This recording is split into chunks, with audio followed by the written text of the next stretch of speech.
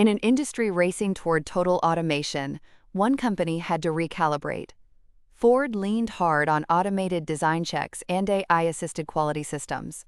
Then those systems fell short. Ford remained among the most recalled automakers in the country. A multi-billion-dollar quality and warranty burden. The algorithms were not enough, not without human expertise. They could not spot the subtle flaws that seasoned engineers knew by instinct. So Ford executives made a deeply unfashionable decision. They would not rely on better code alone. No, they would rebuild a deep bench of veteran talent, hiring, promoting, and bringing back more than 350 experienced engineers. The mission for these graybeards was not only to fix cars, it was to transfer hard-won institutional knowledge into the systems and people who would run quality next. But how do you teach an algorithm to think like a human who has seen 10,000 failures?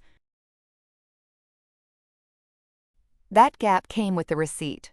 On paper, the automated systems looked like a fortress. Ford expanded AI-powered testing with over 100,000 new tests designed to catch edge cases and stress software under wide conditions.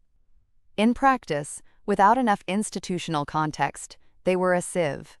A dedicated 40-person software quality assurance team had been created to prevent problems earlier, but the volume of automated output still outpaced the shared judgment needed to know what mattered. The system could ingest design requirements and run tests at scale, but it could not replicate the hard-earned wisdom of a veteran engineer, the instinct for where failures hide.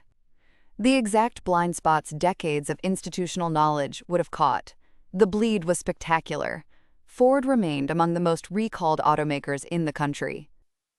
And while Ford Pro was generating a healthy $6.8 billion in earnings, the stock told a different story, a market that had stopped believing in the product itself.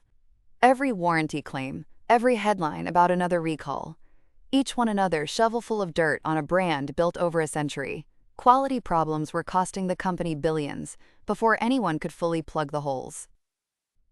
The crisis laid bare a flaw buried deep in the automation playbook. Charles Poon, Ford's VP of Vehicle Hardware Engineering, later put it plainly.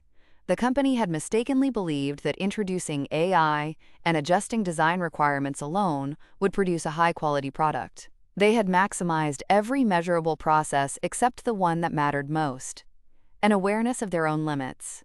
And in the auto industry, ignorance of your own blind spots doesn't stay theoretical for long. The cost of that blind spot was about to get a whole lot worse. Faced with quality failures that automated systems alone could not prevent or fully explain, Ford's leadership made a striking decision. They went looking for the people who knew, over 350 experienced engineers, rehired, promoted, and hired from the outside, including former employees and talent from suppliers, the graybeards. Their institutional knowledge, once underweighted in a digital-first push, was now treated as a critical asset. This wasn't a vanity talent search. It was a recovery mission for judgment the systems still lacked. These engineers were an analog asset in a digital world. They carried decades of experience, not only in spreadsheets, but in their hands. They knew the patterns that signaled a flaw before the data caught it, the edge cases that tripped up algorithms. Knowledge earned on the factory floor and across multiple vehicle programs, not scraped from a database. AI could process specifications. It could not replicate decades of nuanced human judgment on its own. These people could. The decision was a quiet admission of strategic overconfidence. With the company facing multi-billion-dollar quality and warranty pressure, and targeting over $1 billion in material and warranty savings from better upfront work, the theory that AI and automation alone would produce high-quality vehicles was no longer defensible. Corporate pride yielded to financial survival. Human expertise was reclassified from a legacy cost to a core part of the quality program, paired with AI vision, automated tests, and software discipline rather than replaced by them. But assembling that veteran bench was only the first, visible move. The real work of retraining the machine with human intuition was about to begin, and it would be far more complicated than just opening the door. The graybeard engineers were not a fire brigade. They were a permanent patch to the operating system. Their primary mission was recovery. They systematically pored over failures the automated tools had missed, labeling subtle edge cases the ghosts in the machine algorithm still struggled with. Material stress points. Supplier deviations. They were restoring the missing chapters of the AI's training manual, teaching it to see the factory floor with the eyes of a master craftsman. This was the hybrid pivot made tangible. Human intuition as the new, irreplaceable input data. This new data stream powered a new process. The graybeards led mandatory pre-production meetings to troubleshoot quality problems. No part reached the plant floor without passing their weekly reviews. A newly formed 40-person software quality assurance team was tasked with catching defects before they occurred. These graybeards mentored junior staff, retrained the AI tools, and rebuilt the data pipelines that had quietly eroded. Together, these groups became the bridge, channeling decades of institutional knowledge into structured improvements that could refine the AI at scale. A powerful feedback loop was born, one where human experience directly taught the machine. The entire philosophy flipped. The old model of find and fix was dismantled. In its place, prevent at source. Over 100,000 new AI-powered automated tests were deployed alongside this human expertise. The system wasn't just checking against a digital blueprint, it was learning to anticipate real-world failure. But institutional change has a lag. The structural pivot was complete. Yet the proof was missing. The metrics didn't move for months. Then they moved all at once. Ford leapt to first place in J.D. Power's 2026 initial quality study among mainstream brands, a rank that had eluded them for 16 years. A score of 152 problems per 100 vehicles versus an industry average of 175. Segment wins for the F-150, Mustang, and Super Duty. This, while still being the most recalled automaker in the USA's stark paradox. The new hybrid system was cleaning the front end of the pipeline. Ford was wrestling over $1 billion in warranty and material costs, and these upfront fixes were targeting that liability head-on. But a moat built on human capital has a hidden cost. What happens when those gray beards retire for good? The scoreboard finally changed. Ford locked in number 1.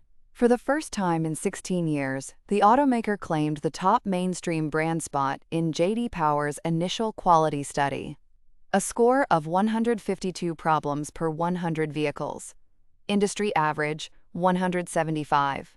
The F-150, Mustang, and Super Duty all won their segments. The profit engines were now running clean. This was more than a trophy. It was structural proof. The human-in-the-loop doctrine wasn't just working, it was winning. The bleeding had been stopped at the source. But Wall Street barely blinked. The stock hovered near $14. Investors, scarred by a decade of recall headlines, viewed the award with practiced skepticism. Their eyes weren't on the plaque. They were on the balance sheet. They wanted receipts, not ribbons. The real test was in the warranty column. Ford's own projection was stark. Over $1 billion in expected material and warranty savings for the year, a financial tide beginning to turn. That was the metric that mattered. A hard target to prove whether this was a momentary spike or a permanent course correction. Because the J.D. Power Award was the proof of concept. The mechanism itself was the real prize. Ford had done something more valuable than fixing cars. It had discovered that its AI systems had failed precisely because they lacked the institutional knowledge of its veteran, gray beards. So Ford hired, promoted, and brought back over 350 of them to retrain those systems, mentor junior engineers, and rebuild the data pipelines feeding AI training. The recovery was accelerating, not because every veteran was inspecting every part, but because those veterans were teaching the quality system to anticipate failure more like they did. The playbook was emerging. It was never humans versus machines. It was about building a permanent bridge between them. A bridge where institutional memory could never be deleted again. But a bridge requires both sides to be stable. The human side was solidified. The real question for scaling forward was whether the AI side could ever stand on its own. The Ford Playbook transfers to any organization automating its core expertise. The central lesson is hierarchy. AI is a powerful tool for scaling detection. Ford deployed over 100,000 AI-powered tests to catch edge cases, part of a refined, human-led quality strategy. But human judgment must define what is significant. The machine finds the needle. The expert decides if it's the one that will break the engine. Reverse that hierarchy. And you don't get efficiency, you get catastrophe. Letting the algorithm define significance is the blueprint for systemic failure. This model redefines experts not as a cost center to be optimized away, but as the essential, non-negotiable insurance policy against the unknown unknowns of complex systems. And like all good insurance, you appreciate it only after the fire. Ford exposed something deeper. Institutional knowledge is not static data in a server. It is a dynamic library of pattern recognition living within experienced teams. The more than 350 veterans were not only hired or brought back, they were reintegrated as living memory of the organization. Their value wasn't just in what they knew, but in how they knew it, through decades of hands-on experience on factory floors and test tracks. The kind of knowledge that doesn't survive a database migration. This human-in-the-loop framework protected the company's profitable core, allowing divisions like Ford Pro to deliver their $6.8 billion in earnings without being undermined by a crisis of confidence in the fundamental product. The quality pivot was the firewall that saved the enterprise. The final playbook is not a rejection of technology. It is a strategy for its mastery. It pairs the brute force scale of automation with the nuanced wisdom of experience, creating a system that learns, adapts, and remembers. It ensures the most valuable asset, deep human expertise, is embedded, not erased. The uncomfortable open question is which pieces of institutional knowledge any organization is currently allowing its automation stack to unlearn. If this turnaround breakdown of Ford's $1 billion quality crisis gave you a new perspective on corporate comebacks, a like helps the algorithm share it with more people. What made this corporate turnaround sustainable, and could a smaller company replicate it today? Share your analysis below.